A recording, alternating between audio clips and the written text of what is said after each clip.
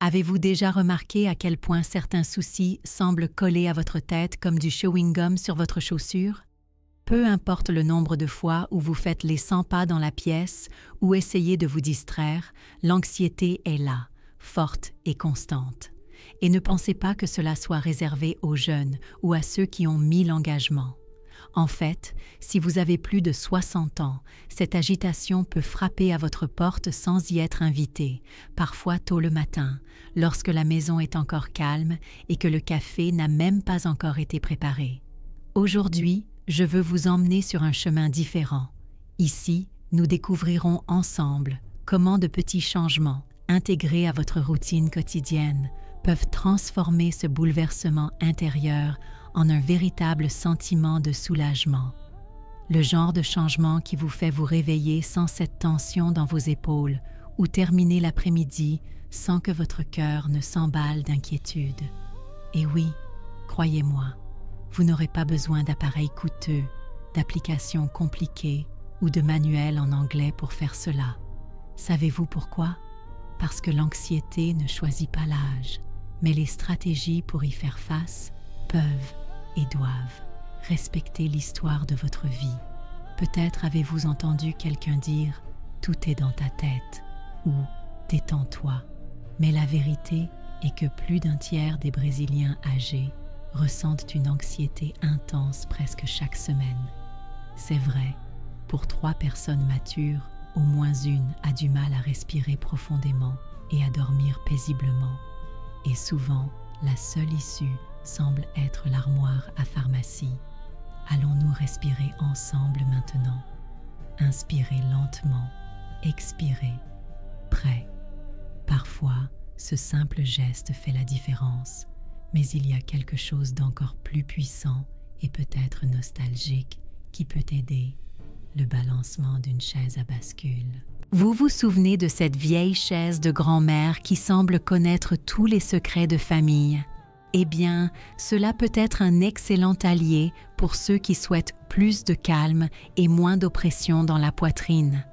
Imaginez, au lieu de compter les heures jusqu'à ce que le sommeil arrive, vous vous installez dans votre chaise, sentant le doux rythme bercer vos pensées, comme une musique que vous seul pouvez entendre. Et ne soyez pas surpris si, après quelques jours, vous remarquez que vous dormez mieux ou même que vous riez davantage pour les petites choses. Après tout, si les disques vinyles reviennent à la mode, pourquoi ne pas également ramener un moyen simple de trouver la paix? Dans l'étape suivante, je vous montrerai comment fonctionne réellement cet ancien rituel et comment il peut facilement devenir une partie de votre routine. On y va ensemble? Et quand se rend-on compte que l'agitation n'est pas seulement un trait de personnalité, mais un visiteur insistant? Il n'est pas rare d'entendre « Oh, c'est juste une question d'âge ». Mais est-ce vraiment vrai? Imaginez Carlos, qui a toujours été connu pour son grand sourire et sa volonté d'avoir une bonne conversation. Depuis quelque temps, il se réveille avant l'aube, sentant sa poitrine se serrer et ses mains trembler alors qu'il essaie de tenir la tasse de café. L'arôme puissant, qui annonçait auparavant des matins paisibles, était désormais accompagné d'inquiétude et d'un silence inattendu. Les déplacements à la boulangerie sont devenus plus rares. La radio, qui jouait fort, a été laissée de côté. Ses amis ont commenté « Carlos est différent ». Et lui-même, au fond de lui, savait que quelque chose avait changé. Il est curieux de penser que, souvent, des symptômes tels que l'insomnie, l'irritation et ce nœud à l'estomac sont attribués uniquement au vieillissement. La fatigue n'est pas seulement physique, c'est une fatigue qui semble vivre à l'intérieur de la poitrine. L'anxiété, un mot si souvent utilisé aujourd'hui, comporte encore un certain tabou, surtout parmi ceux qui ont grandi en entendant qu'ils devaient être forts tout le temps. Avez-vous déjà remarqué à quel point il est facile de normaliser une inquiétude excessive? Mais que se passe-t-il lorsqu'ils commencent à voler la vedette aux petits plaisirs? La science le montre. Plus de 34% des personnes âgées présentent des symptômes d'anxiété. mais peu d'entre elles demandent de l'aide ou reconnaissent même le problème. Cela fait beaucoup de monde, vous ne trouvez pas?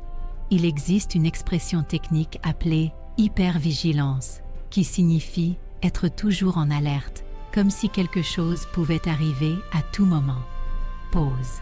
Imaginez maintenant l'énergie consommée par cet état constant d'attention. Le corps se fatigue, l'esprit s'épuise, et les moments de détente, ceux qui étaient autrefois faciles à obtenir, deviennent rares. Carlos le sentait dans ses doigts, qui n'étaient plus aussi stables qu'en feuilletant le journal, et dans sa tête, où ses pensées tournaient sans arrêt. Vous vous demandez peut-être, l'anxiété est-elle vraiment inévitable à la maturité? Ou bien acceptons-nous cette idée parce que nous nous sommes habitués à considérer l'agitation comme faisant partie du lot? Cela vaut la peine d'y réfléchir. Qui n'a pas entendu un grand-parent dire « La nervosité est quelque chose pour les gens qui n'ont rien à faire ». Entre un rire et un autre, il cachait la difficulté de nommer ce qui remuait en lui. En fin de compte, la question demeure, existe-t-il un moyen de retrouver la paix? Car la prochaine étape de cette conversation promet de surprendre. Avez-vous déjà entendu cette histoire selon laquelle l'anxiété est un signe de faiblesse ou quelque chose qui se produit lorsque vous n'avez rien de mieux à faire? Eh bien, cette idée fait encore le tour de nombreuses conversations, mais elle ne pourrait pas être plus éloignée de la réalité. En fait, l'anxiété est une réponse naturelle du corps aux situations d'incertitude. Que vous ayez 20 ou 80 ans, ce n'est pas une question de faiblesse, ni de manque de choses à faire. Cela fait partie de notre système d'alerte, comme un gardien qui va parfois trop loin. Les recherches montrent qu'au moins une personne âgée sur 3 éprouve des symptômes d'anxiété à un moment donné, même s'il s'agit de personnes actives ayant beaucoup d'histoires à raconter. Pensez à Carlos. Il a toujours été un travailleur acharné. Il n'aimait jamais rester assis, mais il s'est retrouvé envahi par l'agitation lorsqu'il a pris sa retraite. En d'autres termes, ce n'est pas une question de force ou d'occupation, est humain. Beaucoup de gens sont surpris de découvrir que l'anxiété et la tristesse sont des choses différentes, même si elles peuvent aller de pair. La confusion est courante, mais il existe une différence importante. L'anxiété est ce sentiment d'inquiétude constante, comme si quelque chose pouvait mal tourner à tout moment, tandis que la tristesse est généralement une réponse à une perte ou à une déception. Voici un terme technique, mais facile à comprendre, la symptomatologie. Ce n'est rien de plus que l'ensemble des signaux qu'une situation provoque dans notre corps et notre esprit. C'est comme lorsque nous sentons notre cœur s'emballer avant une nouvelle importante. C'est notre corps qui nous dit « Attention », même lorsqu'il n'y a pas de réel danger. L'avantage de réaliser cela, nous pouvons rechercher les soins appropriés, sans mélanger les sentiments et finir par ne traiter que la surface du problème. Contrairement à ce que l'on pense généralement, l'anxiété n'est pas simplement une chose liée à l'âge, quelque chose d'inévitable comme les cheveux gris. Au contraire, elle peut être prévenue, gérée et même atténuée par des actions simples. Prenons le cas du fauteuil à bascule. En plus de détendre, le mouvement rythmique active une réponse appelée relaxation physiologique. Un nom compliqué, mais qui signifie essentiellement que le corps et l'esprit passent en mode repos, tout comme ce que nous ressentons lorsque nous entendons le bruit de la pluie ou de la mer. Le résultat, moins de tension, plus de volonté de profiter de la vie. Maintenant, dites-moi, avez-vous déjà remarqué de l'anxiété chez quelqu'un de proche de vous ou même chez vous-même? Partagez votre expérience dans les commentaires. Peut-être que votre histoire aidera quelqu'un d'autre à se sentir moins seul. Et, si vous appréciez cette conversation, profitez-en pour vous abonner à la chaîne et laisser votre like. Alors, notre conversation continue et ne manquez pas les prochains conseils. Prenons une grande inspiration ensemble, car des solutions pratiques arrivent bientôt. En fait, si la chaise à bascule pouvait parler, je parie qu'elle demanderait un café et une pause pour raconter ses propres histoires. Restez avec moi, car dans le prochain bloc, je vous montrerai des moyens simples et efficaces pour retrouver la paix. Et si vous essayez d'intégrer de petites pauses de respiration profonde tout au long de votre journée, nous n'accordons pas toujours d'importance à la respiration, mais c'est un outil puissant, l'un de ceux que nous transportons dans nos poches et que nous oublions d'utiliser. Imaginez, lorsque vous vous réveillez, avant de sortir vos jambes du lit, inspirez en comptant jusqu'à 4. Retenez l'air pendant 2 secondes et expirez lentement. 3 répétitions suffisent à indiquer à votre corps que la journée peut commencer sans précipitation.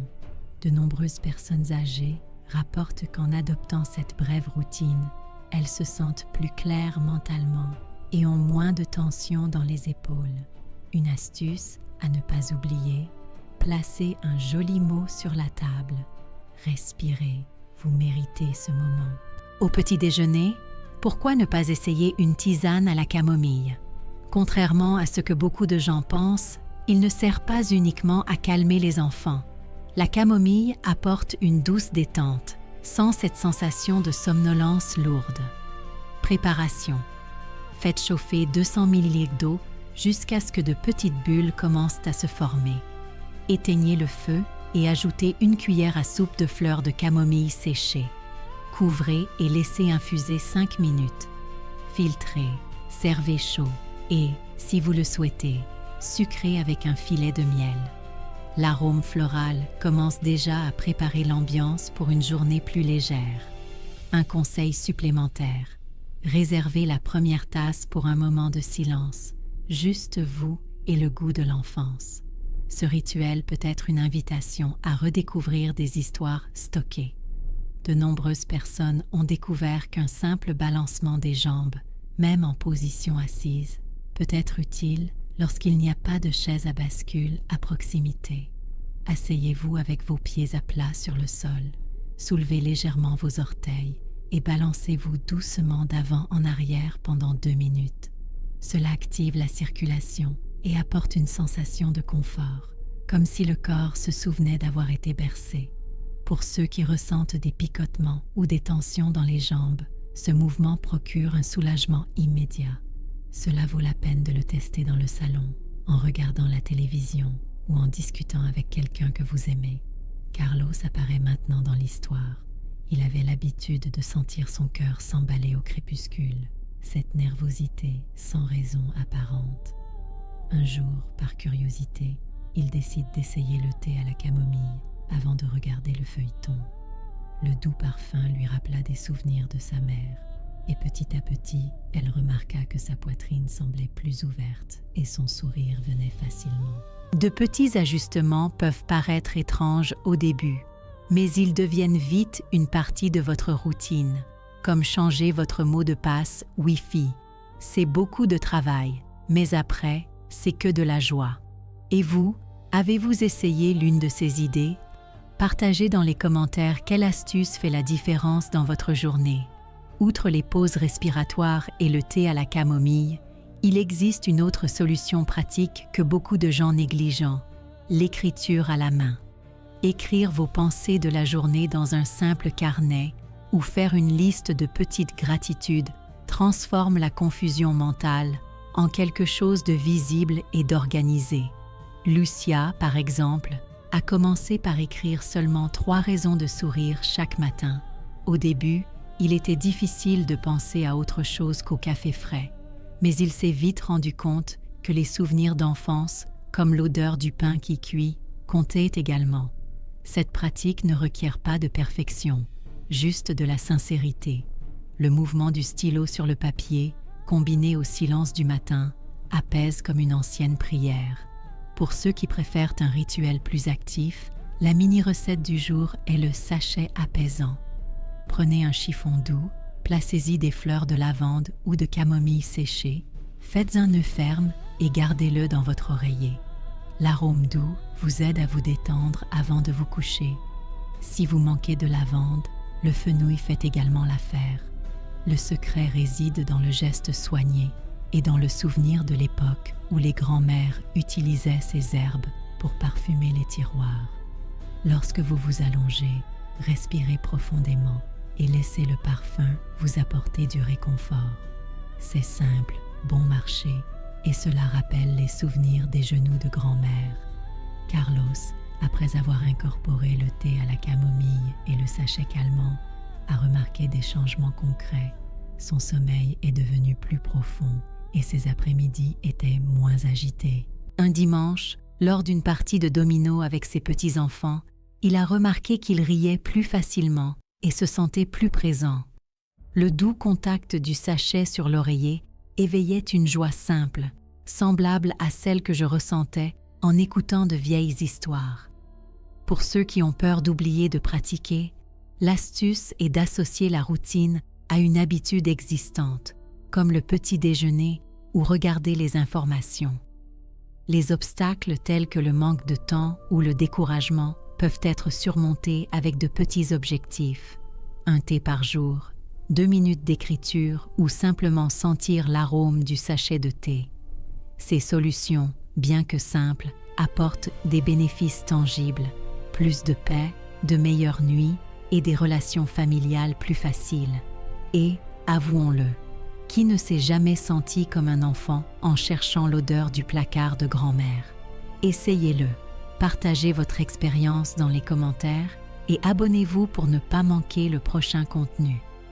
Défi de la semaine. Choisissez une pratique et conservez-la pendant 7 jours en notant ce que vous ressentez. N'oubliez pas que chaque étape est précieuse et, en cas de doute, demandez conseil à un professionnel. Bientôt, je vous apporterai des nouvelles qui réchaufferont votre cœur.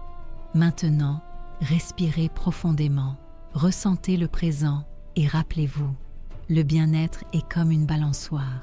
Il va et vient, mais il réconforte toujours.